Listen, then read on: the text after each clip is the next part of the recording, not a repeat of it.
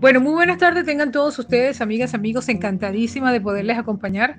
A partir de este momento y hasta las 4 de la tarde, por acá estaremos en Plan B, como es costumbre, a través de Éxtasis 97.7 FM. Gracias desde ya por toda esa retroalimentación de la cual somos objetos día a día.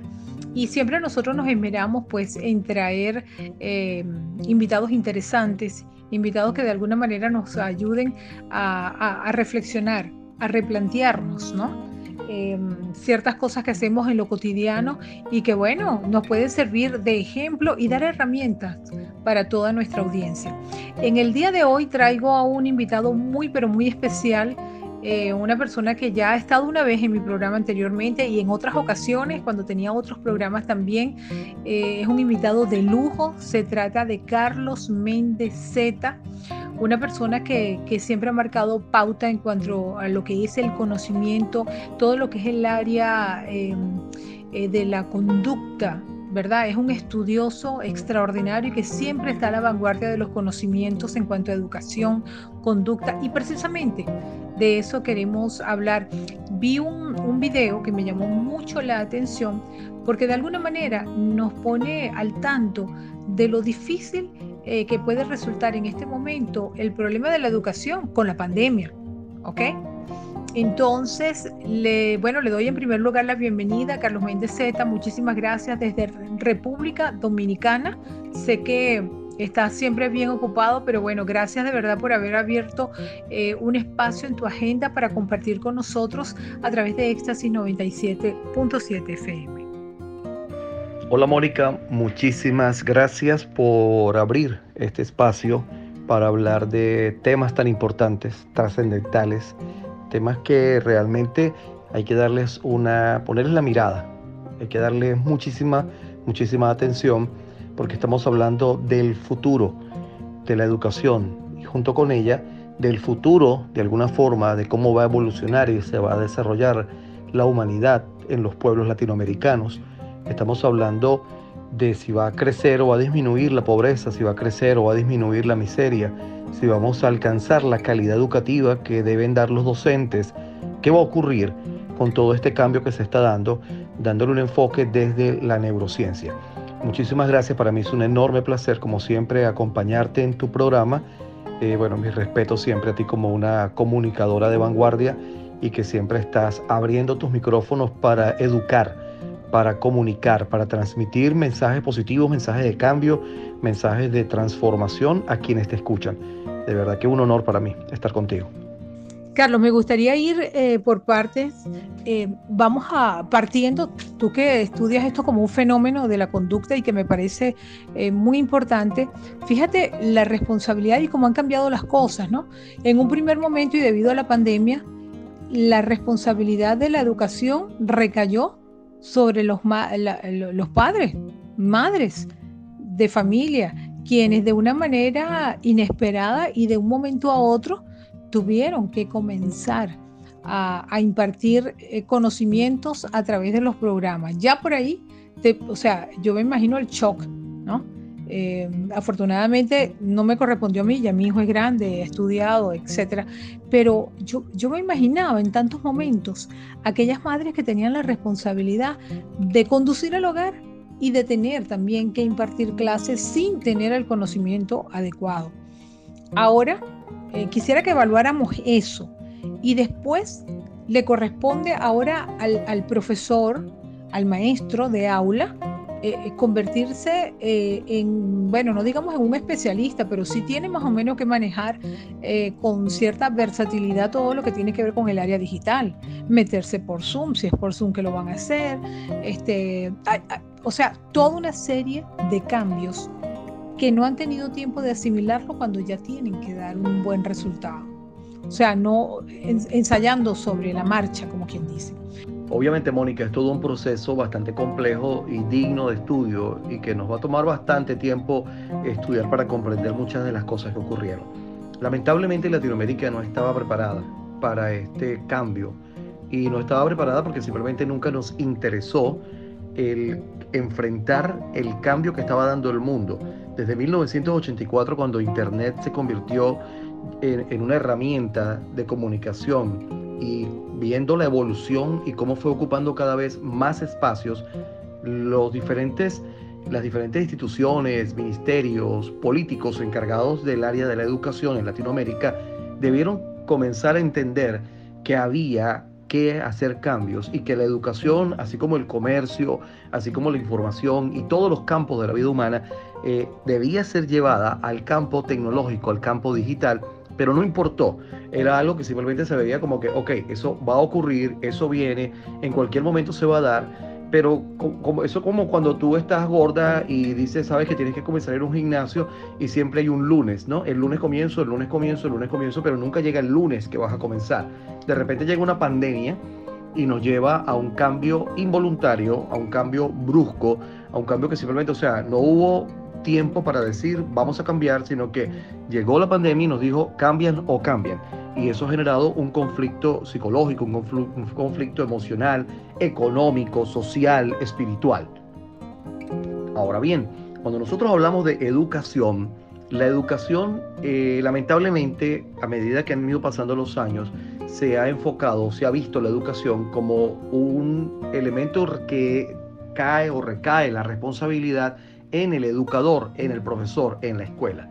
Cuando hablamos de educación, hay cinco factores de socialización o agentes de influencia que están ligados y que son muy responsables de la educación que le damos a un niño, a un joven, a una comunidad, a un pueblo. Los medios de comunicación son un factor de educación. La familia es un elemento encargado de educar. Así también lo es la iglesia y así también lo son los amigos y la escuela, por supuesto. Hemos ido desestimando la importancia que tienen los medios de comunicación en su rol de educar. Los padres ocupados, cada vez más ocupados en su quehacer, en sus oficios, en sus empresas, trabajos, han ido desligándose de su rol de educadores y se ha ido llevando hacia el docente. Pero por su parte la docencia en una gran parte, ha olvidado que su rol es educar, formar individuos para la vida y solo se han enfocado en el área de enseñar, transmitir conocimiento. Entonces ya de allí comienza un caos. Cuando llega todo esto llamado la pandemia y la crisis que nos obligó a saltar de una educación presencial a una educación a distancia, obvio que se generó un caos porque no estábamos preparados para esto y de repente los padres que habían abandonado en cierto modo el trabajo, la tarea de educar y ser partícipes de la enseñanza de sus hijos, les tocó regresar a ese rol y no estaban preparados para hacerlo. Algunos padres nuevos, modernos, jóvenes, ni siquiera saben qué es esto, nunca lo habían experimentado porque no vivieron ni siquiera la experiencia de que sus padres estuviesen involucrados en su formación académica, escolar. Y esto trajo como consecuencia, bueno, el estrés que vivimos en las redes sociales, la explosión de los padres criticando, peleando, acusando a los profesores, que los profesores no estaban haciendo el trabajo, que enviaban todo para la casa. Entonces los profesores de alguna forma comenzaron a dar una respuesta y se generó como una guerra que la seguimos viendo en las redes sociales y yo donde puedo siempre escribo, no podemos caer en un conflicto de padres contra profesores, de quién trabaja más, quién trabaja menos, quién tiene más responsabilidad o menos responsabilidad, porque todos somos sistema educativo. El estudiante es el sistema, el papá es el sistema, el gobernante es el sistema, el profesor es el sistema. Un sistema está conformado por un conjunto de órganos y si alguno de los órganos se enferma o no tiene una buena conexión, comunicación con otro órgano, se genera una enfermedad, un caos. Así, por ejemplo, nuestro sistema respiratorio, el pulmón, el bronquio, la nariz, todo tiene que estar conectado y funcionando bien, si no el sistema se ve afectado. Así el sistema educativo. Se genera un caos, pero luego vino una crisis mayor, ¿no? Que fue cuando el educador se vio obligado a actualizarse en asuntos de tecnología. Bueno, no quiero extenderme mucho, pero obviamente tú estás mencionando también el caso de los niños. Ese es otro tema. La parte de la socialización, que es importante para la formación, porque mencionaba entre los 5 factores de socialización, los amigos y la escuela. Al ellos tener que verse negados a socializar, se les está impidiendo que haya la influencia de esos factores en su modelado conductual, en su formación. Entonces, estamos ahora diciendo los niños se deben quedar en casa para estudiar en casa, pero vamos a tener que ver desde el aspecto de la sociología, la psicología, vamos a tener que ver qué va a ocurrir con estos niños si este tema de la pandemia se prolonga, se extiende.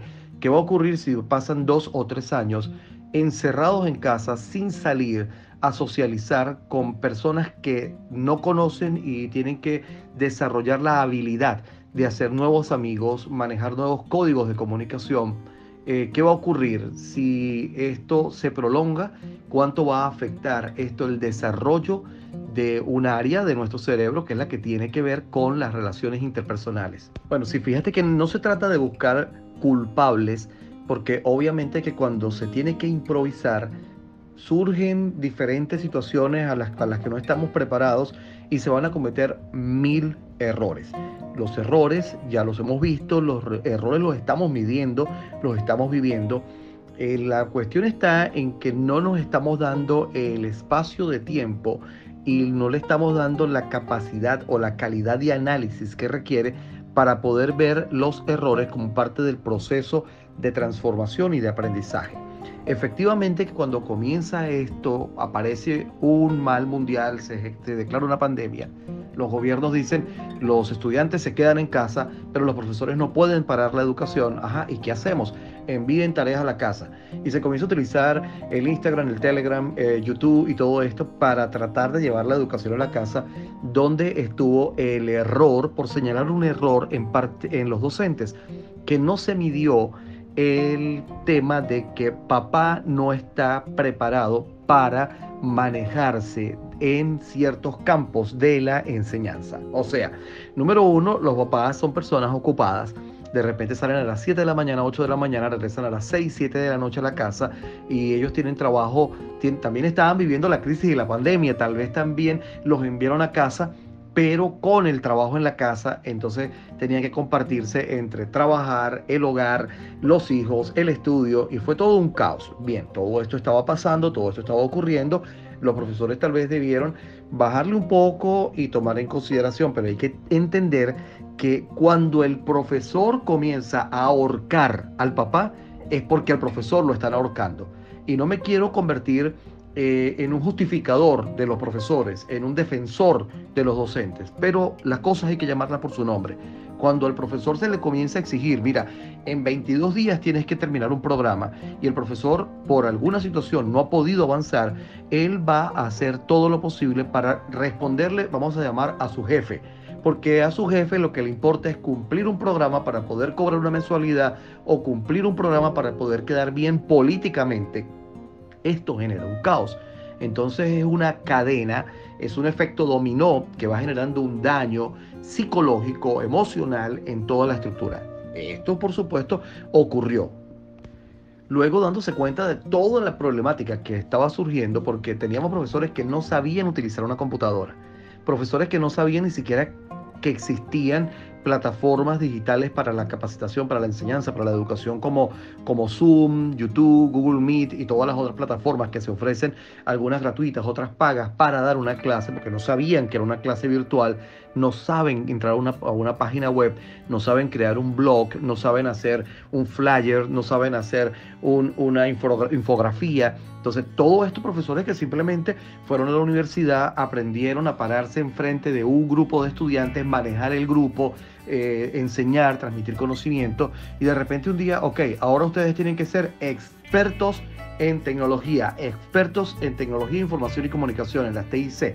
Y los profesores así como que, ok, ya va, pero ¿cómo se come eso? No importa. Y los comenzaron a bombardear. Lo que muchas personas no saben es que mientras los niños estaban en los periodos vacacionales o en suspensión temporal de clases, lo que muchos padres no saben es que a los profesores los tenían asfixiados en una serie, en un conjunto de talleres acelerados, con un proceso de aprendizaje acelerado, y la mayoría de profesores se estaban volviendo, y muchos aún todavía están en estos programas, y se están volviendo locos. ¿Por qué? Porque nuestro cerebro no está en la capacidad de recibir información, interpretarla, analizarla, configurarla y adaptarla a la memoria, a las memorias de largo plazo, sea procedimental, sea episódica. No está preparado para recibir una carga muy fuerte como la que están sometiendo los profesores. Entonces eso está generando estrés. ¿Y qué va a traer como consecuencia? Estamos enfermando psicológicamente, estamos enfermando emocionalmente a los docentes. ¿Qué va a ocurrir? ¿Dónde va a ser reflejado esto? Veamos lo sencillo. Cuando comienza la pandemia, los directivos, los dueños de colegios, los políticos comenzaron a asfixiar a los docentes, y los docentes que hicieron, reflejaron su situación en los estudiantes, reflejaron su situación en los padres. Ahora los están asfixiando y los están envenenando, llenándolos de cortisol, y es bueno hablar de esto, Mónica, del cortisol y qué causa el cortisol en el ser humano. Los están llenando de cortisol, y ¿qué van a hacer ellos? ¿Dónde lo van a reflejar? En el estudiante, en los padres. Entonces, la educación se encuentra en crisis. La educación se encuentra en un momento muy difícil, porque aparte de que estamos bajo una amenaza de que desaparezca la educación gratuita, estamos también poniendo en riesgo uno de los objetivos de desarrollo sostenible de las Naciones Unidas y la UNICEF, que es alcanzar educación de calidad. El objetivo de desarrollo sostenible 4, educación de calidad para los pueblos latinoamericanos como una herramienta para erradicar la pobreza, la miseria y el hambre de los pueblos. Estamos ante una gran crisis social que está en la educación, y parece que fuese algo sencillo, pero no es tan sencillo, es algo bastante complejo. Mira, de verdad que me encanta.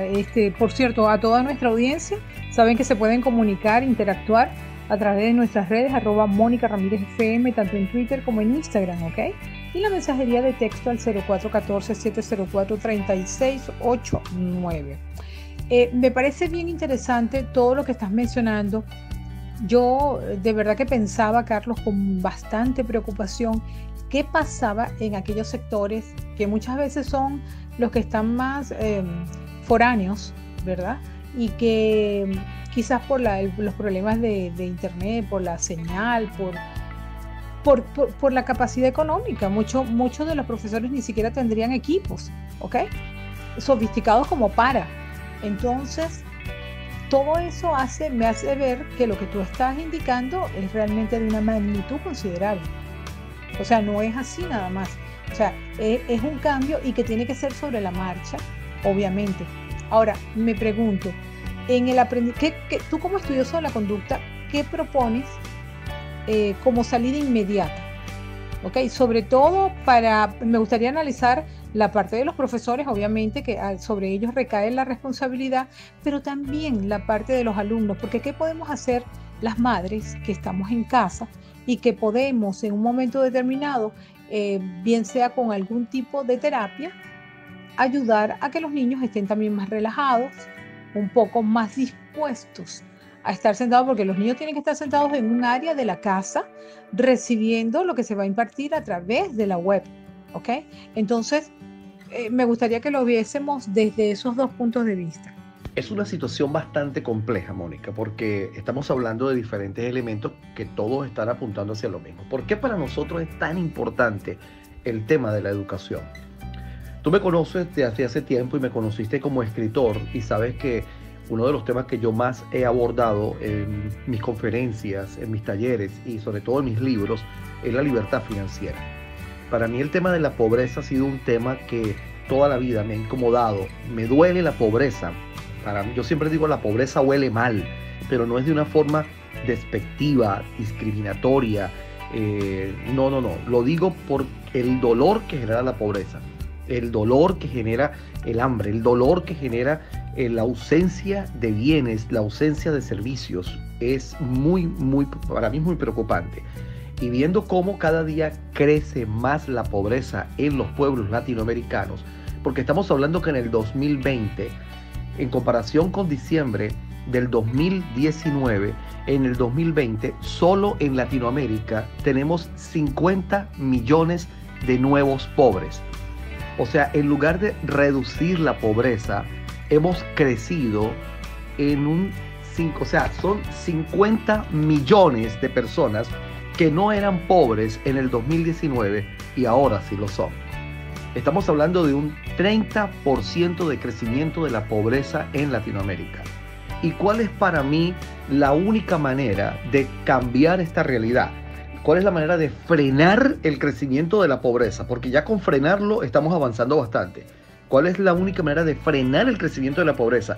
Para luego pasar a una siguiente etapa, que sería comenzar a reducir la pobreza. Al reducir la pobreza, tú reduces la crisis, la miseria, el hambre, la educación.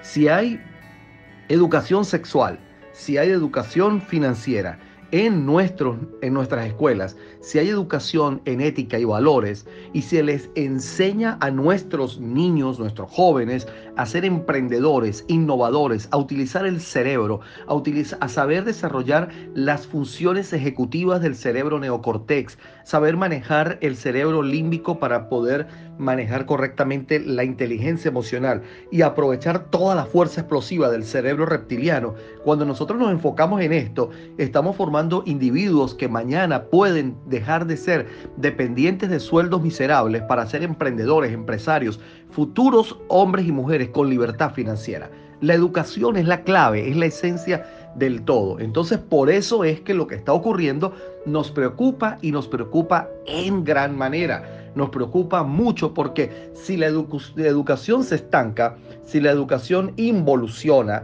si la educación gratuita desaparece, está desapareciendo la esperanza de los pueblos. Fíjate en lo que tú estás mencionando, el conjunto de situaciones que estamos viviendo. Los profesores ahora es como que tú vayas a una empresa a buscar trabajo y te digan, tú tienes que tener tu propia máquina, poner tu máquina en tu propio garaje y comenzar a producir y a fabricar en tu garaje con tu máquina, con tu electricidad, con tu capacidad, con tu potencial, pero el producto que tú estás generando es mío y yo te voy a pagar algo por lo que tú estás haciendo. No le puedo decir a un docente, tú vas a dar clases desde tu casa, pero tú pones tu electricidad, tu internet, tu equipo, tu computadora, tu laptop, tu tablet, tú pones tu espacio, tú pones tu mesa. Aparte de eso, tú vas a crear un espacio en tu casa donde no molesten los niños, donde no moleste el perro, donde no moleste el vecino, donde no llegue tu esposo o tu esposa, sino que tú estás creando un espacio para que sea tu aula. Así cualquiera podría tener una empresa. Yo puedo crear mañana un colegio entonces y simplemente convoco 50 docentes para que mañana ellos trabajen desde su casa con sus propios equipos y todo, y yo les pago un sueldo y le cobro una fortuna a todos los estudiantes que vengan a mi colegio. Ese es un problema que tenemos. ¿Qué pasa con el docente que no tenía un buen computador? ¿Qué pasa con el profesor que tiene una computadora, un pequeño teléfono, pero que no tiene la capacidad para descargar Zoom, para descargar Google Meet, que no tiene la suficiente cantidad de datos o el internet con la velocidad necesaria para poder manejarse en YouTube o para poder transmitir clases en vivo, que no tiene la capacidad o el conocimiento para hacer uso de todas estas herramientas? ¿Qué pasa con el que no tiene internet, con el que vive en el campo, en el pueblo, en la montaña, en la playa, con el que está en los campos, que siempre son las zonas más desfavorecidas, las zonas donde hay más pobreza, donde hay más hambre, donde hay más crisis, donde hay más miseria? Y encima de esto ahora es donde no vamos a tener la fluidez de la educación, de la enseñanza, de la capacitación. ¿Qué va a ocurrir con todo esto? ¿Qué está pasando con esto? Entonces, por eso es que nosotros decimos, la educación gratuita está en peligro de extinción, a punto de desaparecer. ¿Por qué? Porque tenemos países en Latinoamérica donde un servicio de internet te cuesta hasta un 30% de lo que es tu sueldo.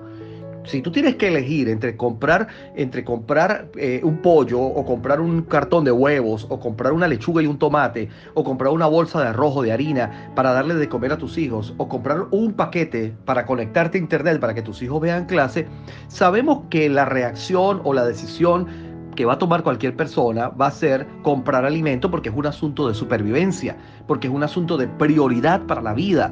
Y vamos a comenzar a dejar la educación a un lado. Entonces estamos llevando la educación a un nivel donde el que vive en la ciudad va a tener privilegios sobre el que vive en el campo. El que tiene dinero para pagar internet va a tener privilegios sobre el que no los tiene. El que tiene tecnología, acceso a la tecnología y a la información, va a tener privilegios sobre el que no los tiene. No podemos hablar de una educación en términos de igualdad de condiciones, de igualdad, que es una de las cosas que perseguimos desde las Naciones Unidas. Entonces ahí tenemos otro problema con la educación. A esto sumamos todos los problemas que conocemos como ineficiencia de internet, como ineficiencia de velocidad o de cobertura, de la comunicación, también los problemas eléctricos, que son problemas que los tenemos presentes en Colombia, en Venezuela, República Dominicana, México, Argentina, incluso en sectores populares de los mismos Estados Unidos, hay problemas de conexión a Internet, hay problemas de conexión eléctrica, hay deficiencia en el servicio eléctrico. Eso no es un problema solamente de Sudamérica, es un problema de Centroamérica, Norteamérica, tal vez de todos los países de América. Canadá, podríamos decir que es uno de los países que tiene casi 0% de problemas de servicios eléctricos y servicios de Internet. Pero de resto, todos nuestros países, todos nuestros pueblos tienen esas carencias, tienen esas deficiencias. ¿Qué va a pasar con la educación ante esta realidad? Entonces tú me dices, ¿cuál es la solución? Mira, la solución para mí es muy sencilla. Tal vez no le guste a muchos porque prefieren hacer propaganda y tener herramientas para hacer publicidad, para poder mostrarse como héroes y salvadores de una crisis, y eso pues tal vez no le guste a muchos, pero la única forma de generar cambios sociales, cambios personales, es progresivamente. No podemos generar cambios en una sociedad si no hay cambio en la estructura paradigmática, en las redes neuronales, si no se da neuroplasticidad en los involucrados en el cambio. Tú no puedes cambiar a menos que tú modifiques estructuralmente tus neuronas. Tú no puedes generar cambio en la sociedad a menos que modifiques en ellos la estructura neuronal, o sea, que cambies la manera de pensar. Si cambias la manera de pensar, afectarás la manera de sentir y de interpretar la realidad. En consecuencia, vas a cambiar la manera de comportarse y ante un comportamiento diferente, resultados diferentes. Si queremos resultados diferentes, como acabar con la pobreza, como una educación de calidad, tenemos que cambiar la manera como estamos comportándonos, actuando, y para esto hay que cambiar la manera de sentir y de pensar, o sea, modificar la estructura paradigmática. Y esto es posible, pero requiere de tiempo. Entonces, ¿cómo se debió hacer? Aún estamos a tiempo para generar cambios, aún estamos a tiempo para que los gobiernos inteligentemente apunten a una acertada metodología de transformación y de cambio. Sencillamente hay que darle el tiempo necesario a los procesos de cambio. Ok, estamos ante una realidad. La pandemia no la inventamos nosotros, la pandemia no la inventó el gobierno, los gobernantes de Colombia, ni de Argentina, ni de Brasil. Eso es una realidad, nos llegó el problema, no lo pedimos, no lo buscamos, pero llegó y está presente. Entonces hay que cambiar. Tenemos que dar respuestas y generar cambios. ¿Cuánto tiempo nos toma el cambio? El tiempo que sea necesario.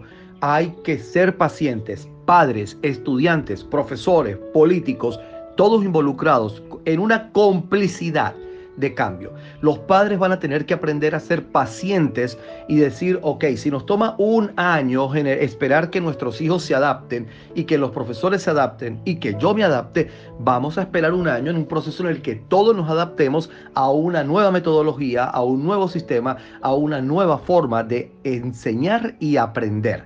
Y vamos a ir formando a los profesores poco a poco, dándoles herramientas tecnológicas, herramientas a nivel del conocimiento, a nivel de la neurociencia, a nivel de la psicología. Vamos a irle dando poco a poco información que ellos la puedan recibir. Eso va a ir a la memoria semántica, memorias de corto plazo, pero cuando ellos tomen esa información y la lleven a la práctica, van a comenzar a tener activar memoria episódica y memoria procedimental, memoria de largo plazo. Entonces el profesor va aprendiendo, va adaptando, va aprendiendo, va adaptando. El estudiante va adaptándose a un nuevo sistema. Los papás progresivamente van aprendiendo a enseñar, a involucrarse en el proceso, y de aquí a 10 meses, de aquí a 12 meses, de aquí a 15 meses, vamos a ver una renovación, una transformación en el sistema educativo. Pero no podemos esperar hacerlo todo a lo brusco.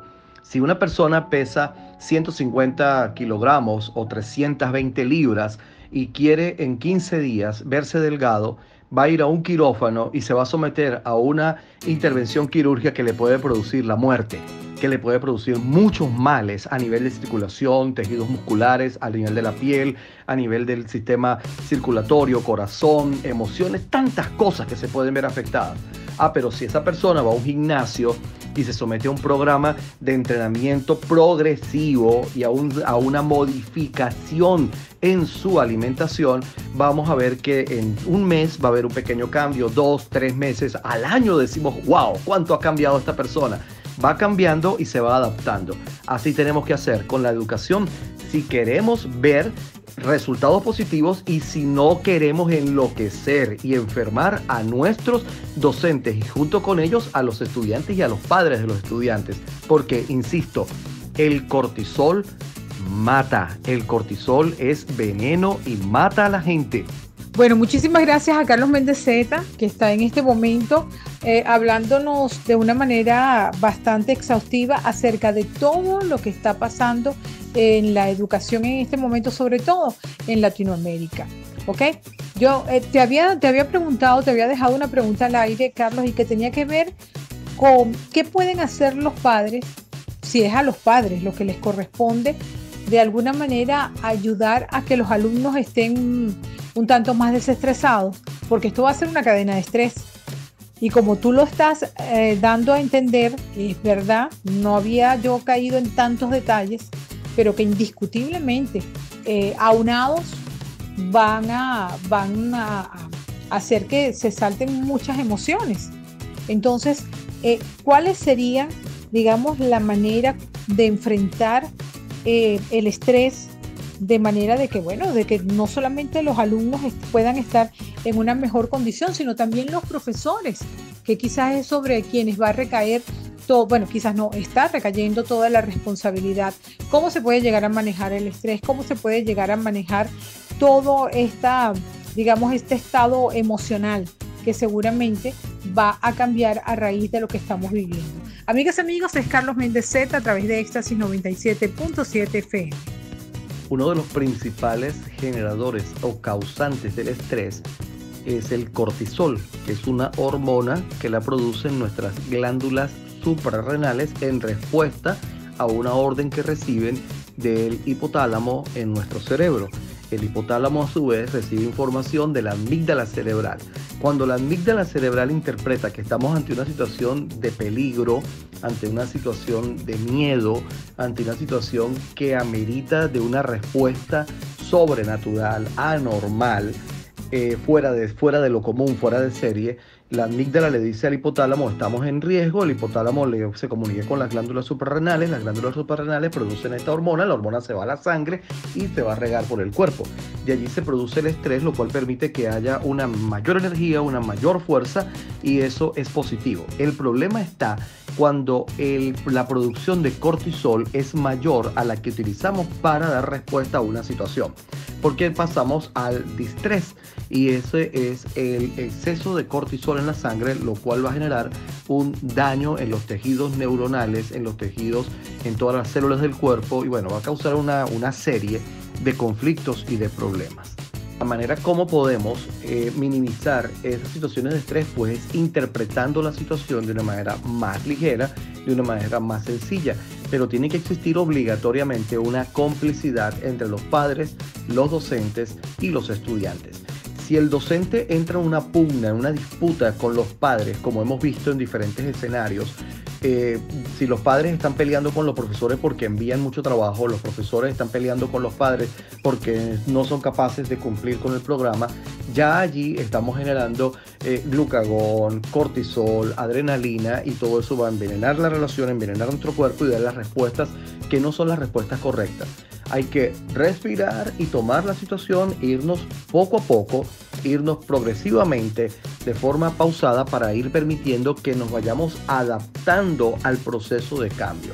Los padres, guiar a los hijos a que se tomen las cosas con calma, a que vean lo que está ocurriendo como algo positivo, todo tiene algo positivo, en lugar de estar peleando porque están estudiando en casa, decirles míralo por el lado positivo, este es como si tuvieses un año diferente, un año de vacaciones, un año de aprendizaje en el cual vamos a compartir, y de verdad llevarlo al escenario del placer. Nuestro cerebro todo lo interpreta como dolor o placer. Lo que es dolor va a producir resistencia y lo que es placer va a producir motivación. Si no lo llevamos al estado de placer, va a haber resistencia, y como respuesta a la resistencia se van a elevar los niveles de cortisol, estrés. Oye, súper interesante, pero ¿cómo podemos llevarlo entonces a un nivel de placer? Carlos, danos algunas técnicas que pudieran implementar nuestros oyentes en casa. Asimismo, el que es educador, porque también hay muchos educadores que pueden estar en sintonía. Entonces, ¿cómo se puede relacionar toda esta situación con algo de placer? Todos los seres humanos vivimos en una dualidad interpretativa. Para nosotros todo es bonito y feo, grande y pequeño, gordo, flaco, oscuro, claro. Todo lo interpretamos así a nivel de nuestro cerebro. Del mismo modo, pasa con lo que estamos viviendo. Podemos interpretar el hecho de tener que ayudar a nuestros hijos en casa, como algo placentero, agradable o algo desagradable. Podemos interpretar el momento que estamos viviendo como estudiantes, podemos interpretarlo como un momento especial de la vida o como un desastre y una desgracia de la vida. Todo está en replantearnos, porque interpretamos de forma dual. Cuando tenemos conciencia de esto, cuando ya entramos en un plano de conciencia, cualquier persona que nos esté escuchando simplemente lo que tiene que es entender que las cosas en la vida, todo es una interpretación, todo es una realidad mágica, subjetiva, todo ocurre dentro de nuestra mente. Realmente las cosas que nos parecen bellas no es porque necesariamente son bellas, es porque para nosotros así lo son. Y las cosas que nos parecen desagradables, pues no necesariamente es porque son desagradables, es porque a nosotros, en nuestras redes neuronales, por la información que tenemos, en lo que llamamos nuestros filtros de interpretación, lo interpretamos, lo procesamos como algo desagradable, feo, que no nos gusta. El momento que se está viviendo, como padres tenemos que verlo como la gran oportunidad de compartir con nuestros hijos o como la gran desgracia que nos ha ocurrido de tener que, aparte de nuestras labores cotidianas, tener también que estudiar con nuestros hijos. Es interpretativo. Si yo cambio mi manera de interpretar y decir, ok, hay dos formas de ver la vida, porque todo en la vida es una moneda de dos caras. Todo en la vida tiene dos caras, una moneda de puedo verla por un lado, puedo verla por el otro, entonces es siempre buscar el otro lado. Respirar profundo, yo sé que esto suena cliché, pero es que cuando tú respiras profundo, tú liberas cortisol. Respirar profundo y buscar el lado divertido, jugar, aprender jugando, disfrutar la vida como si fuese un juego. No es que llegó el momento de la tarea con los hijos, qué fastidio, sino vamos a jugar, vamos a distraernos, vamos a verlo como algo divertido, como una oportunidad que nos está dando la vida, que nos está dando Dios, que nos está generando la situación, la crisis. Vamos a ponerle dos rayitas a la letra S para convertirla en símbolo de dólares, y así la crisis la vamos a ver como dos símbolos de dólares y cambiamos la perspectiva de lo que está ocurriendo. Ese día fuimos a la playa. Y a mí me gusta ir a la playa a tomar sol y a broncearme. Teníamos como una hora aproximadamente estando en una de las playas más hermosas de República Dominicana, cuando de repente comenzó el cielo a ponerse negro, comenzaron a sonar unos truenos fuertes y comenzó a llover muy fuerte. La brisa se llevó, quería llevar todo. Yo tuve que correr, tomar mi bolso, tomar mis cosas, entrar a un restaurante y guardarlas. Yo le digo a Mari, ¿qué hacemos? Y Mari me mira, sonríe y me dice, pues nunca hemos estado en la playa cuando hay una tormenta, vamos a disfrutarla. Y dejamos todo guardado en el restaurante y nos fuimos a la playa, nos metimos al mar y efectivamente nunca habíamos estado en la playa en medio de un viento tan fuerte, de la lluvia y en una situación así, y disfrutamos el momento y se convirtió en una anécdota, en algo maravilloso para nuestra vida. ¿Qué quiero decir? Que todo en la vida va a depender de cómo yo lo interprete y cómo yo lo procese. Yo puedo hacer del momento que estamos ocurriendo un momento mágico, y cada papá, cada estudiante y cada profesor tiene un cerebro con la capacidad creativa de buscar la manera de disfrutar lo que está ocurriendo, pero tenemos que proponerlo, y así vamos a pasar de una situación de dolor a un escenario de placer. Wow, Carlos, qué buen ejemplo. Nos quedó súper claro, ¿es verdad? Muchas veces estamos viviendo una situación y lo que hacemos es que si miramos un poco la moneda, tenemos que darnos cuenta de la otra cara. Y tienes toda la razón. Mira, de verdad que me siento muy contenta en haberte. Estamos llegando ya a la parte final del programa. Siempre quedan temas por tocar contigo. Quizás me gustaría en una próxima oportunidad tocar más cómo sería ese plan de acción para con los profesores, porque como te digo, lo decimos nosotros muy rápido, pero estamos hablando también de profesores que en un momento dado también están en situaciones un tanto apremiantes, quizás no están tan jóvenes como lo dije anteriormente, y todo eso va sumando. Ojalá que se creen planes que puedan ayudar a que podamos entender todos que es un proceso, como lo dices tú, y que no es una varita mágica la que hay que tocar para que todo salga bien. Entonces, mira, muchísimas gracias, Carlos. De verdad que me gustaría mucho saber si vas a continuar con esos videos tan interesantes que subes. Y bueno, yo creo que si tienes algo que decirles a los educadores, ¿verdad? Que siempre están atentos a nuestros invitados a través de Éxtasis 97.7, sería muy bueno. Mira, los educadores es un campo profesional que ha sido bastante denigrado y se ha ido invalorando progresivamente. Lamentablemente le damos más importancia muchas veces a un congresista, a un doctor o un arquitecto que a un profesor. Sin embargo, sin profesores no habrían ni arquitectos que hiciesen puentes, ni habrían médicos que curasen y salvasen vidas. Los profesores son la base, la esencia. Y de alguna forma los mismos profesores han permitido que esto sea así. Los mismos profesores han permitido que se devalúe su profesión. Yo que le digo a los profesores que es tiempo de recuperar el escenario que les corresponde, el protagonismo dentro de la sociedad. El mundo es y será lo que los profesores hagan de él.